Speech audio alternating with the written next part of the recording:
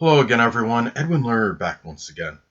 In this YouTube astrological segment, I'm going to be talking about Karl-Anthony Towns and his mother being in a coma, sadly, and how some natal placements and transits in his astrology chart may be connected with this. Well, the first thing I want to talk about off the bat is that okay, I don't have his birth time, of course, but I do have his birth date. It's November 15th, 1995. Um, Obviously, Sun in Scorpio. What I did was I improvised again and did a solar sunrise chart for him because I don't have his time of birth. His time of birth I couldn't find online. So basically, when you do, solar sunrise chart, I position the sun at the same spot as the ascendant, and that is at 22 degrees Scorpio. So anyway, he's a moon in Leo as well. So I think even though he's got that sun in Scorpio, very secretive, basic character, mysterious basic character, probably doesn't want to divulge much about himself. And interestingly enough, based on the solar sunrise time, it makes a tight square to the moon in Leo. Moon in Leo can often like their splendor. They can be, emotionally be very flamboyant, to showboat, to be in the spotlight, for extroversion, and also give that impression of grandeur. So it's very interesting. He's got that very big disparity between the sun and the moon. When you have the sun squaring the moon in astrology, of course, that could cause some conflicts. There might be some emotional situations with players. There might be even some difficulties with females and women prominent in one's life. That might be Leo, Sun, Moon, or Ascendant people in this case, or ones that embody Leo characteristics, but and having that Leo energy blend, they can be somewhat dramatic, those situations. But going to his chart and his mother, in the coma, I want to talk about some things in his natal chart and transits that might be tied into this now. Sadly, now his mother is in a coma due, apparently it's to that coronavirus again, and that coronavirus might be a little bit more serious than a lot of people might give it credit for. I mean, lack of better words. Well, the first thing I noticed, and well, as far as his natal chart goes, he has Saturn in Pisces in the fourth house, based on, well, the solar sunrise chart is what I'm referring to, of course, but Saturn is in Pisces in the fourth house, and by itself means Saturn in the fourth house can indicate where it could be an indicator of where one may be taking care of a sickly or debilitated family member. It may be the less dominant parent, which is often the mother. Interestingly enough, it's something Pisces related, and Pisces can be connected with diseases that can't be eradicated. And as many of you may know, that the coronavirus is something that cannot be eradicated. It doesn't have a vaccine currently available for it. To top it off, he has transit Neptune making a conjunction to his natal Saturn in Pisces. And when that happens by itself, that could be the transit Neptune over one Saturn can indicate a period where one might feel very alone and desolate. On top it off, you have it in Pisces, the sign connected with isolation. Now, and the thing about us being in Pisces, it could be Pisces is very nebulous, unclear, obscure energy. He may not even know 100% why he really feels that way. But obviously, if he does feel, assuming if he does, he probably understands. Of course, this could be attributed to the situation with his mother. Sadly, if I remember it, his father had also contracted. You may want to confirm that and check, look that up. But the mother right now, I believe, is still in the I guess you could say the comatose state. And he also had, what I noticed too, the ruler. When I looked at this solar sunrise chart from another thing that I noticed too is that he's got, as far as a transit goes, he's got transit Pluto right now. Pluto in Capricorn is very close to his natal Neptune. And he has to be careful at this time because, I mean, given the fact that his mother has, and if his father has contracted it, he's already more susceptible to it. There can be a greater propensity for getting it. But when you have transit Pluto over Neptune, you got the two planets associated with disease. I mean, well, Pluto is connected with viruses and Neptune with disease. And the thing about it is it could, when you have transit Pluto over your natal Neptune, it can indicate in some cases a death by through a disease, and one that can be very depressing, given that, you know, a lot of depressing energy, given we're talking about Capricorn energy. He also, at this time, he has transit Uranus in that sixth house in the solar sunrise chart.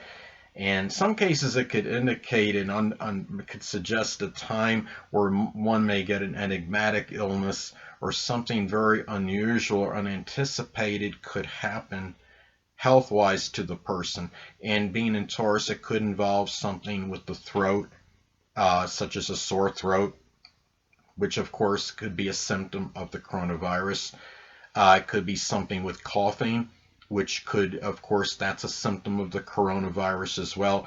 But on a positive note, I noticed that he has transit Venus right now in Taurus, would fall on that seventh house cusp right now in the solar sunrise chart. And even though it's opposing his sun, on a positive note, what's auspicious about it is that this could be about receiving love from people that you're in your close connections with. I mean, seventh house is not just about significant other. It could be about your significant relations, your friends, important friendships. And in being in Taurus, it's a lot of love blended in with a lot of loyalty, dedication, and love where people are just showing, and also people that strongly may, you know, people, important friendships that truly love them, and are ones that are very loyal and steadfast as well. So, I mean, those are, I mean, that is one way that can manifest, or even very persistent love from those people, from those important friendships, is another way it can manifest and pan out. So, the thing about it is, the only problem is, I mean, opposing his sun, of course, that's opposing, I mean, his basic wants. And of course, Scorpio sun can often want to have their privacy, to really have their own, you know, life, really to themselves often. And when you have the opposition coming from Venus, of course, you're having these relationships oppose that. So, and the thing is, Sun in Scorpio can also be crisis oriented and wanting to stir, you know, wanting to constantly take action, and sometimes in fear nothing will happen if they don't cause their quote unquote crisis, basically, if they don't take action or do something, because Scorpio can be very action oriented. But when you have the opposition from Venus and Taurus, this could be about relationships that want you to just basically stay calm, be placid, stay composed, take it easy. You don't have to rush it. You don't have to necessarily do anything right now except try to be calm and composed, more passive type connections, as far as the opposition goes. So, and the thing is, basically, there's really not much more I wanted to really say, and really was going to say in terms of this situation. Now, the thing about as far as transits and natal placements in his chart that might be tied into this, he also has transit Saturn in the third house now, and of course that could suggest in some cases some limitations in one's communications. It might be causing being an Aquarius, some very unanticipated despondency, in his, as far as him and his mind right now, because of course the third house is connected with the rational mind. It's connected with thinking, uh, but it could also manifest in a positive side about communication regarding things of a serious nature at this time. And I think in looking at this too, he's really, I mean, Karl-Anthony Towns, I mean, with the Sun in Scorpio, um, obviously, I'm sure somebody that, I mean, has a very indomitable spirit and will. I believe he will get through this, regardless what happens with his mother. And uh, and really, it's just it's a shame right now that so many people are going through this kind of a situation right now where they're dealing with this crisis from the coronavirus. And I hope that an end comes soon to this situation in general, comes sooner than later. But the thing about it is, too, Carl, I want to say that Karl-Anthony Towns also had a plethora of Sagittarius energy, and it fell in that first house in the solar sunrise chart. So it's a lot of, I mean, he's still got a lot of positive, exuberant, expansive energy. He's got Venus in Sagittarius, Mars in Sagittarius, and Jupiter in its dignity in Sagittarius. So really, this is something where I believe he's going to be very positive in throughout this situation, and having Sun in Scorpio again, going back to very indomitable spirit, very strong willpower. The focus with Sun in Scorpio can be on resiliency, shining in resiliency, and the thing about it too is I think, I mean, when I look at this, when I look at Karl-Anthony Towns, look at his chart.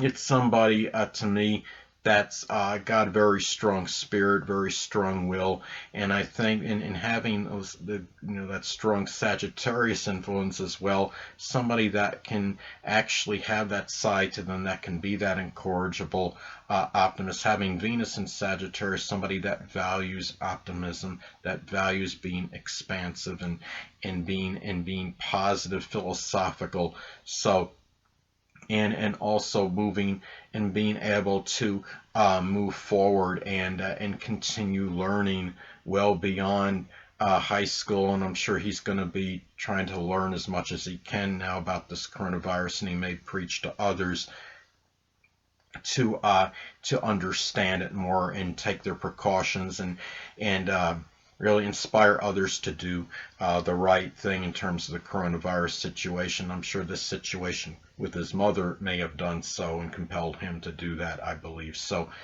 anyway, people, that'll conclude this YouTube astrological segment. Until next time, people, Edwin Learnard saying stay well.